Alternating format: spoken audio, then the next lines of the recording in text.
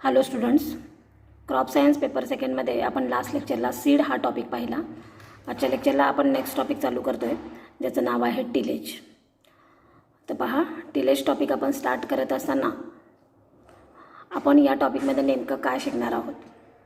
तर या टॉपिकमध्ये आपण टिलेजच्या पद्धती शिकणार आहोत, ज्याला म्हटलं जातं प्रायमरी आणि सेकंडरी टिलेज. त्याच्याचबरोबर सोईंगच्या आधी किंवा पेरणीच्या आधी कशा पद्धतीनं सीड बेडचं प्रिपरेशन केलं जातं, त्याच्यासोबत टिलेजमध्ये सॉईलची टिल्थ म्हणजे खोली कुठंपर्यंत ठेवली जाते, किंवा ज्याला आपण म्हणतो की पूर्व मशागत. टिलेज याचा अर्थ होतो पेरणी करण्याच्या आधी जी मशागत केली जाते, ज्याला टिलेज असं म्हटलं जातं. यालाच preparation of land before sowing असंही म्हटलं जातं. त्याच्यानंतर या टिलेजसाठी जी काही अवजारं वापरली जातात, शेतीची अवजारे जी वापरली जातात, हे वेगवेगळ्या टिलेजचे इम्प्लिमेंट्स आणि कशा पद्धतीनं ही वापरली जातात, याला म्हटलं जातं देअर ऑपरेशन्स. असे 4 पॉईंट आपण इथं पाहणार आहोत. पण सुरुवातीला आपण इंट्रोडक्शनमध्ये टिलेजचे इम्पॉर्टन्स पाहणार आहोत, आणि त्याच्यानंतर आजच्या लेक्चरचा मेन जे पॉईंट आहे तो आहे ऑब्जेक्टिव्ह ऑफ टिलेज. तर पहा, टिलेज म्हणजे काय, तर जे सॉईल बिफोर सोईंग, सॉईलचं जे फिजिकल कंडिशन असतं, हे फिजिकल कंडिशन हे हार्ड असतं. याचं कन्वर्जन सॉफ्टमध्ये करण्यासाठी, किंवा सॉईल ही एरिएटेड किंवा ज्याला आपण म्हणतो जमीन भुसभुशीत करणं, लूज करणं, याच्यामध्ये एरिएशन वाढवणं. त्याच्यानंतर सॉईलला जनरली ही जी पूर्व मशागत आहे ही उन्हाळ्याच्या दिवसामध्ये केली जाते. यामुळं सॉईलला एक स्पेसिफिक किंवा ऑप्टिमम टेम्परेचर देणं, ज्याच्यामुळं सॉईलमध्ये जे काही बॅक्टेरिया आहेत यांचा इथं नायनाट करणं, म्हणजे या कामासाठी टिलेज हे काम केलं जातं. पण त्याच्याचबरोबर आपण पेरणीमध्ये जे बियाणं टाकणार आहेत, या बियाणाचं जर्मिनेशनचा रेट फास्ट व्हावा, कारण जमीन जर भुसभुशीत असेल, याच्यामध्ये एरिएशन असेल किंवा सॉईल ही जर लूज जर असेल तरच जर्मिनेशन हे फास्ट होतं. अदरवाईज कॉम्पॅक्ट जर सॉईल असेल, याच्यामध्ये सीड जर्मिनेशनसाठी वेळ लागतो. त्याच्यानंतर वॉटर ड्रेन होण्यासाठी सुद्धा वेळ लागत असतो. अशा वेगवेगळ्या कामासाठी टिलेज हे केलं जातं. आता ॲक्च्युली आपण याचा इंट्रोडक्शन पाहूया. Soil is the medium in which crops are cultivated. Soil is a natural state, is a not in a ideal condition to grow crop satisfactory. म्हणजेच आपण पेरणीसाठी ज्या सॉईलचं सिलेक्शन केलेलं आहे, ही नॅचरल कंडिशनमध्ये जर असेल तर ती आयडियल नसते, किंवा आपण त्याच्यामध्ये चांगल्या पद्धतीनं क्रॉपचं प्रोडक्शन हे घेऊ शकत नाही. The ideal condition of soil can be brought by manipulating it. म्हणजे आपल्याला हवी असलेली किंवा चांगल्या प्रतीची सॉईल तयार करण्यासाठी आपल्याला त्याच्यामध्ये बदल करावा लागतो. This involves a series of mechanical operation. आणि हा बदल म्हणजेच फिजिकल कंडिशन ऑफ सॉईल याच्यामध्ये चेंज करण्यासाठी आपल्याला म्हणजे सिरीज ऑफ मेकॅनिकल ऑपरेशन्स करावे लागतात, की जे टिलेजमध्ये येतात किंवा पूर्व मशागतीमध्ये येतात, की ज्याच्यामध्ये आहे प्लोईंग, ज्याला म्हटलं जातं नांगरणी. त्याच्यानंतर क्लॉड क्रशिंग, ज्याला म्हटलं जातं ढेकळं फोडणे, किंवा प्लोईंगमध्ये जे काही बंच तयार झालेले असतात सॉईलचे, यांचं सपाटीकरण करणे, याला म्हटलं जातं कोल्ड क्रशिंग. त्याच्यानंतर हॅरोईंग आहे, म्हणजेच नांगरणीमध्ये जे काही रोज आणि फरोज तयार झालेले असतात यांचं सपाटीकरण, किंवा जी सॉईल कॉम्पॅक्टमध्ये तयार झालेली असते ही लूज करणं, याला हॅरोईंग म्हणजेच कुळवणी असंही म्हटलं जातं. आणि त्याच्यानंतर आहे लेवलिंग, म्हणजे इथं सपाटीकरण केलं जातं. म्हणजे जी पूर्व मशागत आहे, पेरणीच्या अगोदर जी काही ऑपरेशन केलं जातं, याला टिलेज असं म्हटलं जातं. आणि या टिलेजमध्ये सगळ्यात महत्त्वाचा पॉईंट आहे प्लोईंग. त्याच्यानंतर आहे क्लॉड क्रशिंग, हॅरोईंग आणि levelling. This operations are known as a tillage operations. म्हणजे ह्या ज्या 4 स्टेप्स आहेत यालाच टिलेज ऑपरेशन्स असं म्हटलं जातं. Tillage is an ideal art of agriculture असंही म्हटलं जातं. म्हणजे शेतीमधली ही एक काय आहे, कला आहे. त्याच्यानंतर primitive man used to disturb soil for sowing seed. आता याच्यामध्ये फार पूर्वीपासून चालत आलेली ही काय आहे, परंपरा आहे, की जो मेकॅनिकल जो काही किंवा फिजिकल जी सॉईलची कंडिशन आहे ती डिस्टर्ब केली जाते या टिलेजमुळं. Jethro Tull is a considered as a father of tillage असं म्हटलं जातं. फिल इन द ब्लँकसाठी आपल्याला हा क्वेश्चन विचारला जाऊ शकतो. या सायंटिस्टचं नाव विचारलं जाऊ शकतं. Jethro Tull is a considered as a father of tillage who proposed a theory that plants absorb minute particles of soil. म्हणजे पहा, जेव्हा आपण पेरणी करतो, सॉईलचं जर्मिनेशन होतं, त्याच्यानंतर जे काही सॉईलमध्ये प्रेझेंट असले जे काही न्यूट्रियंट्स आहेत ते ॲब्झॉर्ब करण्याचं काम ही रूट सिस्टीम करत असतं. जेव्हा चांगल्या पद्धतीची पूर्व मशागत असते, तेव्हा या सॉईलमधले जे काही मायन्यूट पार्टिकल्स असतात हे प्लांट हे नेहमी ॲब्झॉर्ब करत असतात. आणि हे ॲब्झॉर्ब करण्याची प्रोसेस ही फास्ट होते किंवा इझी होते हे टिलेज या ऑपरेशनमुळं. Therefore he suggested that ploughing and other operations are necessary to make the soil into fine particles.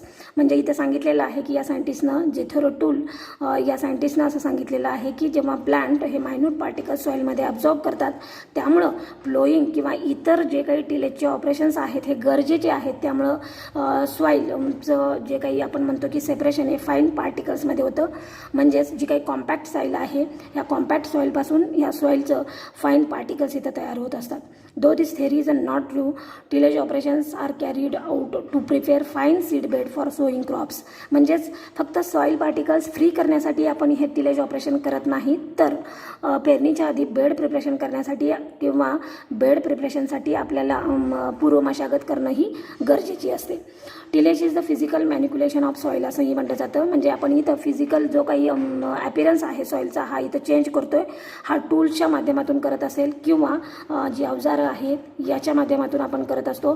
यामुळं नेमकं काय होतं की good tilth for better germination. यामुळं सॉईलची एक काय तयार होते, खोली तयार होते, जमीन भुसभुशीत होते. त्यामुळं जर्मिनेशन हे चांगल्या पद्धतीचं होतं. आणि जर्मिनेशन जर चांगलं झालं असेल तर त्यामुळं त्याचा फायदा काय होतो की सबस्क्युएंट ग्रोथ ऑफ क्रॉप्स, म्हणजे चांगल्या पद्धतीनं इथं क्रॉपची ग्रोथ होत असते. म्हणजे हा एक काय आहे, इम्पॉर्टन्स आहे की ज्याच्यामुळे टिलेजचा हा फायदा आहे.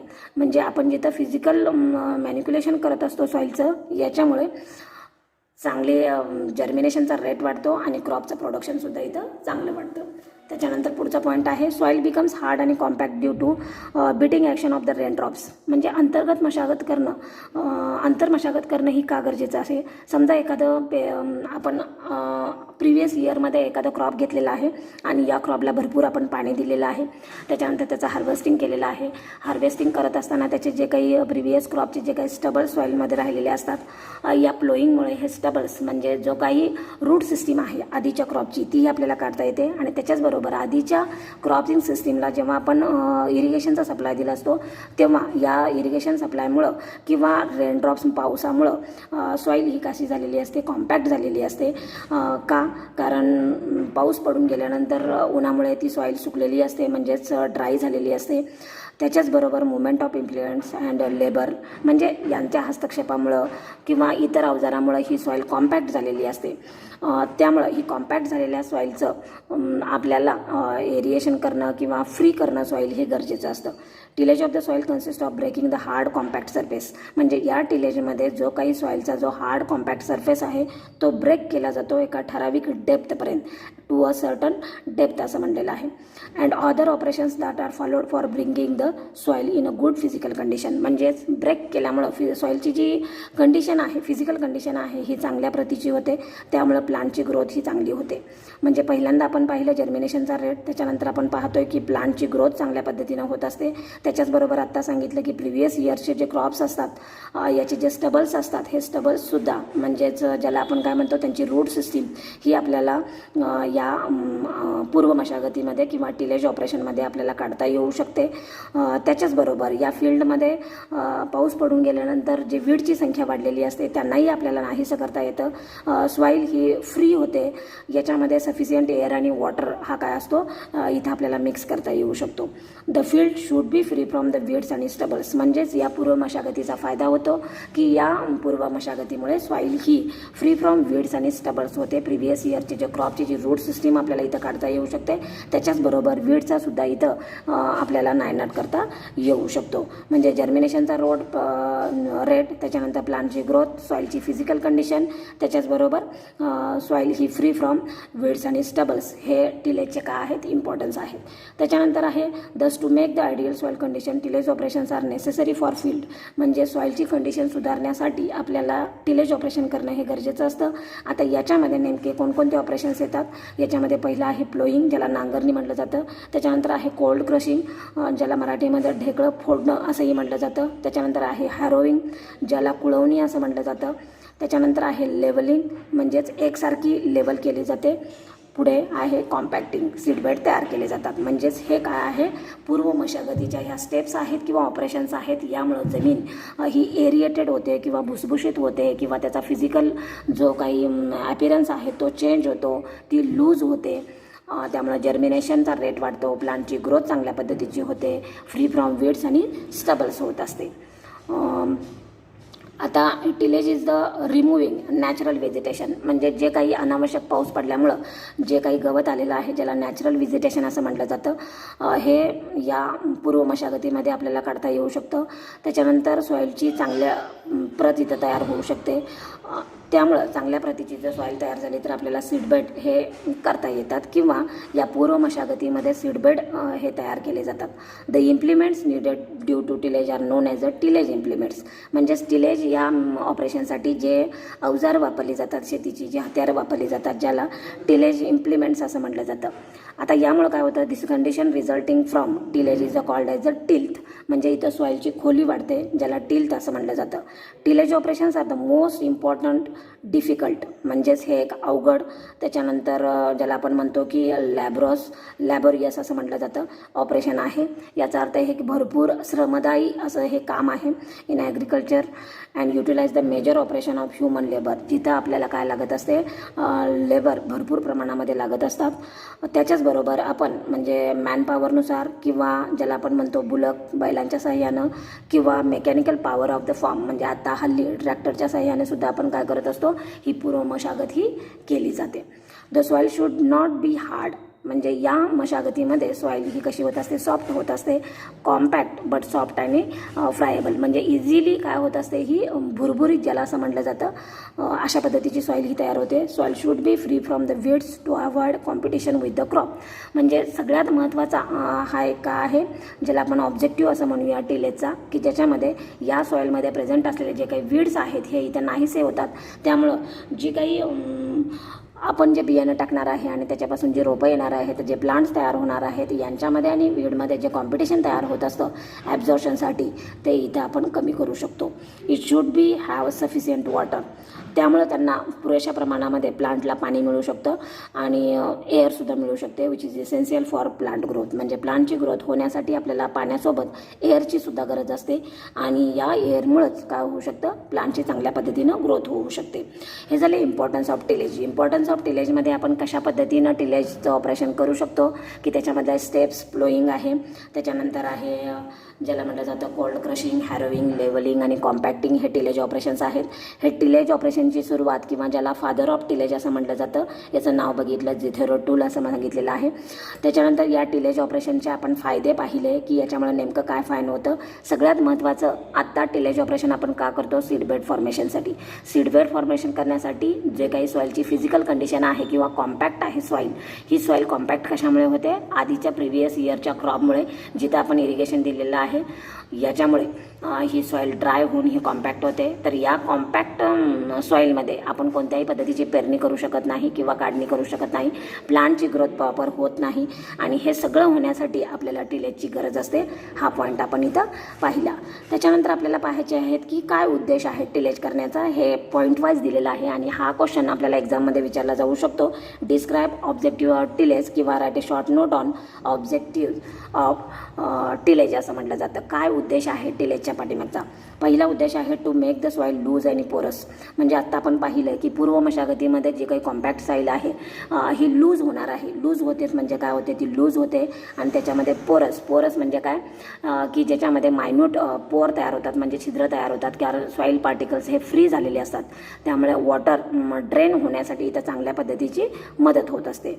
आता या सॉईल लूज होण्यामुळे किंवा पोरस होण्यामुळे प्लांटला काय फायदा होतो हे पुढे दिलेलं आहे.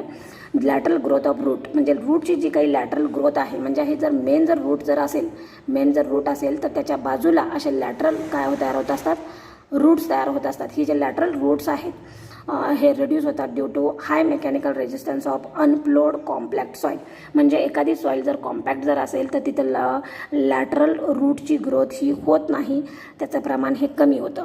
दस losing the soil is a necessary for better growth, म्हणजे रूट सिस्टीमची ग्रोथ होणे, रूट सिस्टीम जर प्रॉपर असेल तर पुढे प्लांटची काय होणार आहे, ग्रोथ होणार आहे, प्रोडक्शन वाढणार आहे. त्यामुळं लॅटरल रूटच्या ग्रोथसाठी सॉईल ही लूज आणि पोरस असणं ही गरजेचं आहे. Due to proper ratio of micropores, म्हणजे याच्यामध्ये जे काही मायक्रोस्कोपिक पोर्स तयार होत असतील, त्यामुळे water resist in the soil is a better. त्यामुळे पाण्याचं योग्य प्रमाणामध्ये याच्यामध्ये होल्ड राहत असतो. This reduces the loss of water due to drain by erosion आणि रन ऑफ. म्हणजे अति जर पाणी जर झालं तरीसुद्धा काय होऊ शकतं की एक्सेसिव्ह लॉस ऑफ वॉटरमुळे ते काय होऊ शकतं, मातीची धूप होऊ शकते किंवा पावसामुळं जे काही पाणी थांबलेलं आहे हे सुद्धा याच्यामध्ये माती वाहून जाण्याची शक्यता असते.